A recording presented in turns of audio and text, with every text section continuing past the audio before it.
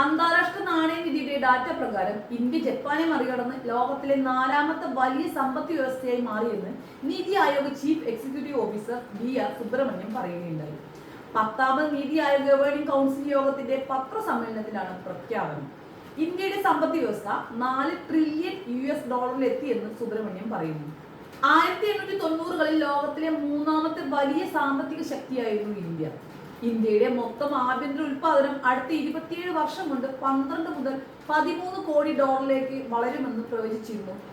ഇന്ത്യയുടെ മൊത്തം ആഭ്യന്തര ഉൽപാദനം അടുത്ത 27 വർഷം കൊണ്ട് 12 മുതൽ 13 ലക്ഷം കോടി ഡോളറിലേക്ക് വളരുമെന്ന് പ്രവചിച്ചിരുന്നു യൂറോപ്പിലെ മുഖ്യധാര ധനകാര്യ പത്രപ്രവർത്തകനായ ഹാമിഷ് മക്രെ 2023. ദ വേൾഡ് ഇൻ 2050 എന്ന തന്റെ പുതിയ പുസ്തകത്തിലാണ് ഇന്ത്യയുടെ അത്ഭുതകരമായ സാമ്പത്തിക മുന്നേറ്റത്തെക്കുറിച്ച് അദ്ദേഹം പ്രതിപാദിച്ചത്. ഇത് ഏതാണ്ട് ശരിവെക്കുന്ന തരത്തിലാണ് ഇന്ത്യയുടെ മുന്നേറ്റം. 2023 5ാമത്തെ വലിയ സാമ്പത്തിക ശക്തിയായിരുന്ന ഇന്ത്യ ഇപ്പോൾ 4ാം സ്ഥാനത്താണ് എത്തി നിൽക്കുന്നത്. 3.75 ലക്ഷം കോടി ഡോളർ ആയിരുന്നു അന്നത്തെ GDP മൂല്യം. 2030ഓടെ തന്നെ ഇന്ത്യയുടെ സാമ്പത്തിക മുന്നേറ്റം പ്രകടമാകുമെന്നും ഇന്ത്യയുടെ സാമ്പത്തിക മുന്നേറ്റം ചൈന അംഗീകരിക്കുമെന്നും വിലയിരുത്തലുകൾ ഉണ്ടായിരുന്നു. ലോകരാഷ്ട്രങ്ങളുടെ ഭാവി എങ്ങനെയായിരിക്കുമെന്ന് വരച്ചു കാട്ടുകയാണ് ഹാമിഷ് മക്രെ. ജനസംഖ്യ, സാമ്പത്തികം, സാങ്കേതിക വിദ്യ, പരിസ്ഥിതി, ഭരണനിർവഹണം എന്നിവയെക്കുറിച്ചുള്ള ആശയങ്ങളിൽ ഉണ്ടാകുന്ന മാറ്റങ്ങൾ ആഗോള സമൂഹത്തെ എങ്ങനെ ബാധിക്കുമെന്ന് പുസ്തകം വിശകലനം ചെയ്യുന്നുണ്ട്. US-നെ മറികടന്ന് ലോക സാമ്പത്തിക ശക്തിയായി ചൈന മാറുമെന്ന ദീർഘവീക്ഷണവും മക്രെ മുന്നോട്ട് വെച്ചിരുന്നു.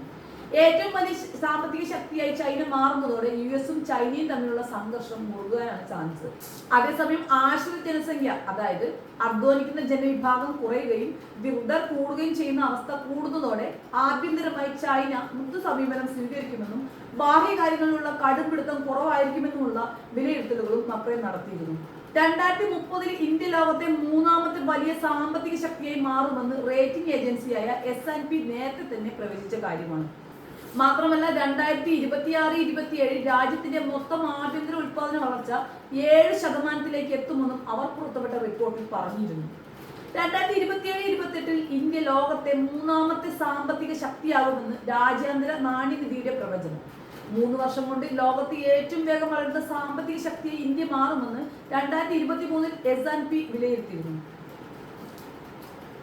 അവസരങ്ങൾ പ്രയോജനപ്പെടുത്തി ഇന്ത്യ ആഗോള മാനുഫാക്ചറിംഗ് ഹബ്ബായി മാറുമോ എന്നത് വളർച്ചയിൽ നിർണായകമാണെന്നും S&P പറഞ്ഞിരുന്നു.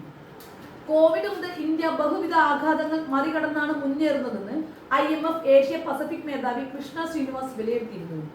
ആഭ്യന്തരമായ വാങ്ങൽ ശേഷി കൂടുന്നത് ഇന്ത്യയുടെ വലിയ അനുഗ്രഹമാണെന്നും അതാണ് ഇന്ത്യയുടെ വളർച്ചയെ മുന്നോട്ട് കുതിപ്പിക്കുന്നതെന്നും വിലയിരുത്തലുകളുണ്ട്. ജനസംഖ്യയിലുള്ള യുവാക്കളുടെ എണ്ണം കൂടുതലാണ് ഇന്ത്യയുടെ ശക്തി. ഇവർ ഓരോ വർഷവും ഇന്ത്യയുടെ തൊഴിൽ ശക്തിയിലേക്ക് എത്തിപ്പെടുന്നു. ഏകദേശം 1.5 കോടി പുതിയ യുവാക്കളാണ് ഇന്ത്യയുടെ തൊഴിൽ മേഖലകളിലേക്ക് ഓരോ വർഷവും എത്തിപ്പെടുന്നത്. ഇവരെ രൂപപ്പെടുത്താൻ മികച്ച വിദ്യാഭ്യാസവും ആരോഗ്യ പരിരക്ഷയും നൽകണം. ലോകത്തിലെ ഏറ്റവും വേഗത്തിൽ വളരുന്ന സമ്പദ്ഘടനയായി ഇന്ത്യ തുടരുമെന്നതിന്റെ തെളിവാണ് ഈ യുവശക്തി. 2027 ഇന്ത്യ ലോകത്തിലെ ഏറ്റവും വലിയ സാമ്പത്തിക ശക്തിയായി മാറുമെന്നാണ് IMF പറയുന്നത്.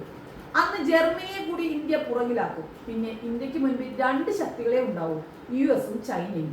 2047 ഇന്ത്യ ഒരു വികസിത രാഷ്ട്രമായി മാറും. അതിന്റെ ഭാഗമായി ഇന്ത്യ ഒരു വികസിത സമ്പദ് വ്യവസ്ഥയായി മാറുകയും ചെയ്യുമെന്നാണ് പൊതുവെയുള്ള വിലയിരുത്തൽ.